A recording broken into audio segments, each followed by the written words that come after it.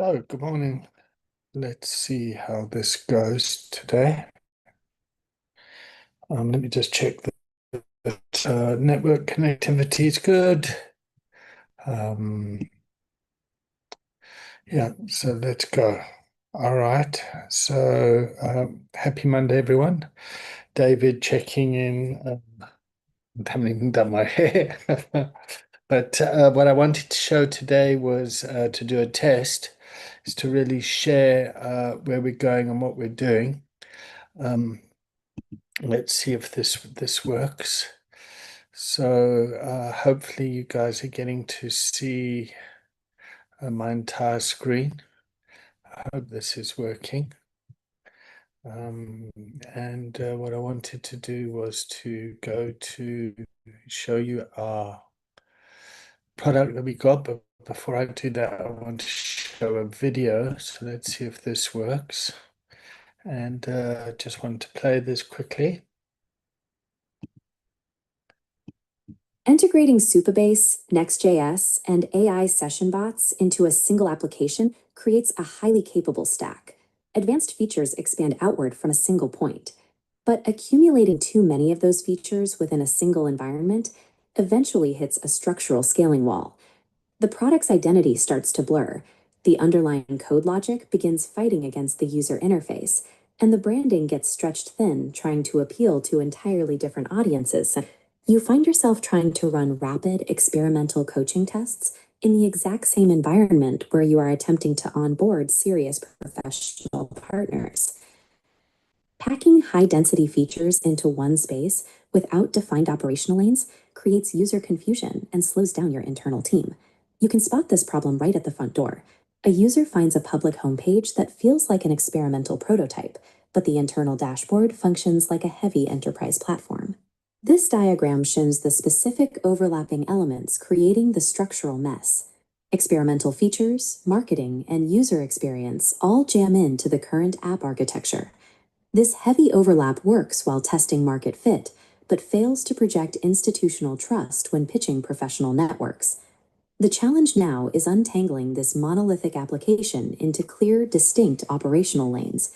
A blurry product identity is a healthy, expected phase for a working prototype, but it becomes a fatal flaw at the scaling stage.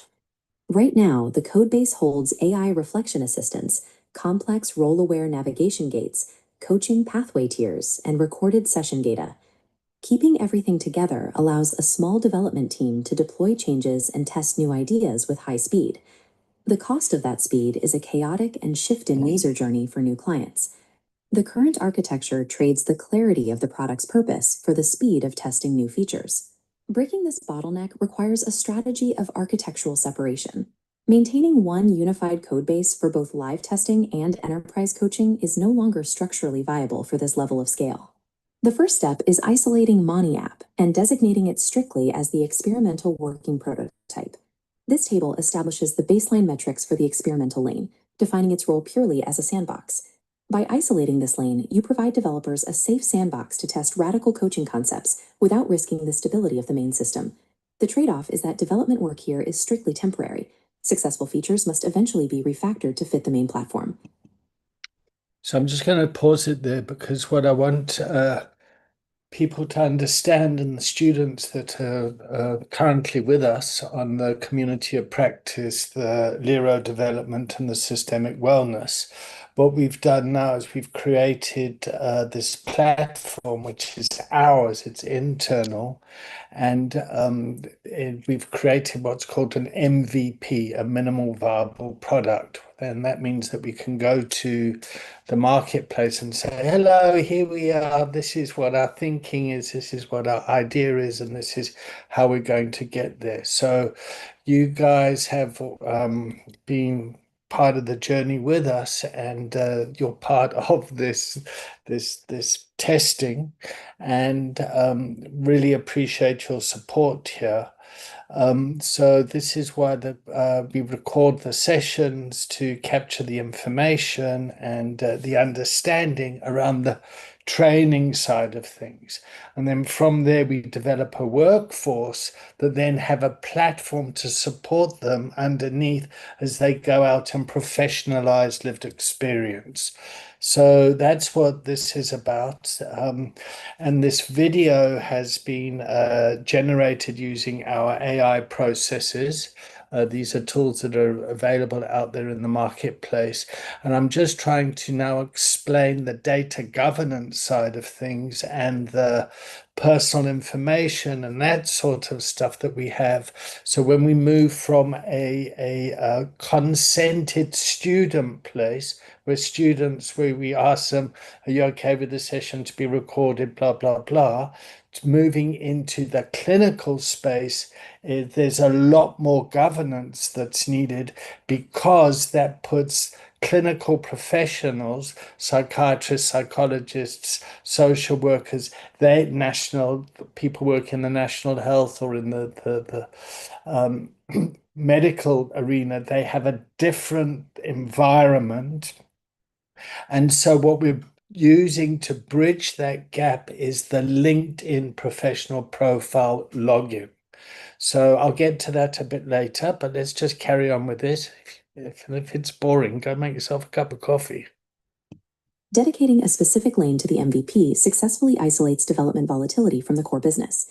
Once the prototype is isolated, DCC is elevated into a serious operating layer, designed for structured workflows and clinical evidence capture. Looking at the table again, we can contrast the platform metrics against a prototype. The DCC layer targets professional partners with slow, governed changes. This governed environment provides the rigid stability needed to build institutional trust with professional referral networks. Achieving this stability requires a strict trade-off, implementing rigorous code governance and accepting slower release cycles. A dedicated, stabilized operating system layer is a requirement for building lasting industry authority. With the environment separated, the operational challenge becomes directing different types of users to the correct location. You solve this by mapping specific entry doorways, such as a branded domain dedicated solely to users of the live application. A second doorway, an AI-supported front door, handles ecosystem explanation and initial routing for new visitors. This setup matches a visitor's specific intent with the exact entry point they need, which eliminates user confusion. The cost of this structural clarity is a significant increase in DNS management and marketing overhead. Specialized doorways shift the burden of navigation away from the user and build it into the architecture itself.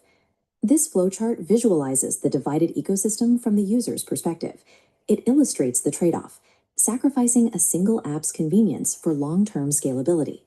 The upfront effort prevents the collapse of product identity, turning structural separation into a strategic asset for growth. Founders still searching for product market fit should stay in the messy MVP phase and keep testing. Platforms ready to scale and onboard partners must execute this roadmap and isolate the experimental sandbox. Building true institutional authority requires an operating system that is stable, governed, and completely distinct from experimental testing grounds. The clarity of your internal architecture dictates the clarity of your market positioning. So thank you for watching that. Let me just stop the sharing screen.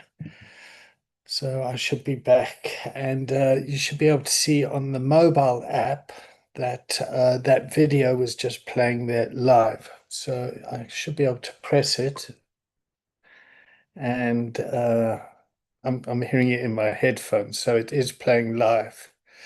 And what we're doing here is down at the bottom here, is then we've got an AI chatbot which can assist us. So now I'm going to show you the app on the desktop. So there's a desktop version as well. So let's see if I can do that now. Are you still there? I hope you're still there. Excuse me while I just find it. Zoom, share screen. Let's see what this does. I hope this works. Where am I? Okay, so here's the app. Let me just hit a refresh here, see if that updates the screen. There we go. So is that, just check here to see if it's showing here.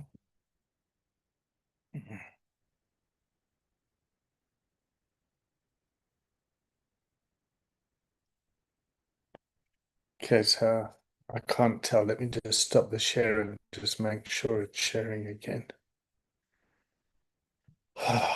Stop share. I'm doing my best here, doing my best. There we go. All right, so that's definitely sharing now. And oh, I can see what it's sharing. Okay. So here's the app. So people would log on, it would say they're verified, what level they're at. So people would come along a path, whether they're students, ambassadors, professionals, consultant, case manager, and people would, and this isn't live yet, but they would continue their journey, their training path, and we can track people. So there'll be specific milestones that professionals would meet. Here's the window where we've just watched the live product, the live classes that we can capture. And if we go here, you'll be able to see all the professionals. I'm going to come back to that in a minute. But here are the videos of the systemic wellness practitioner training and what we're doing. So how to engage in the coaching conversation, crucial conversations, overcoming trauma, building resistance. And then if we click that, it should come up, and there we go. There's an intro. It plays in the app. It'll also play in the phone. Um, Overcoming trauma. Welcome back. There we Module go. 14, Trauma It was and Resilience. filmed a couple of years ago. And then here's a professional directory again, and we have recorded sessions and that sort of stuff, which goes in much deeper for case management. Now, on the side here, we can have the journal entries, timeline, goals, reflections for the individual. And when you're working with a coachee, that data will be able to then be encapsulated and fed into an individual database to help people with when we wire up the Mauni tech side of things and the Epicurean garden and all that sort of stuff. And then we have our traditional CPD training that people can self-study, join live sessions, is joining one of the classrooms, and then we have our community of practice, which is a school platform. I'm just a bit anxious to click these links. But let's go to the explore the network. Let's see if that works.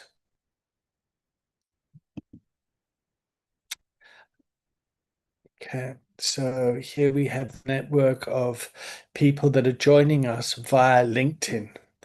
Yep, and we're using LinkedIn because we're taking professional people that are in the business of creating recovery capital and what we're doing to join our community. So instead of it being kind of Facebook and Instagram and all this stuff, there's a real professional business focus here, which we want to tap into. And let's see if this works. It's most probably going to fall over, but there's Coach Rabson. And there it is. It goes to his LinkedIn profile. We know that he's certified. We know where he's at. It's got all the content, and he's doing wonderful things in Zambia. I hope that screen showed up in the recording. So yeah, that's kind of where we're at and what we're doing. I'm now going to take this video. I'll take the transcript. I'll make a video of this video, and we'll create additional content around this. So thanks for watching. Sorry the camera's not so nice today, but yeah, lots of love, everyone. Keep doing what you're doing out there. Good work. Thanks for watching.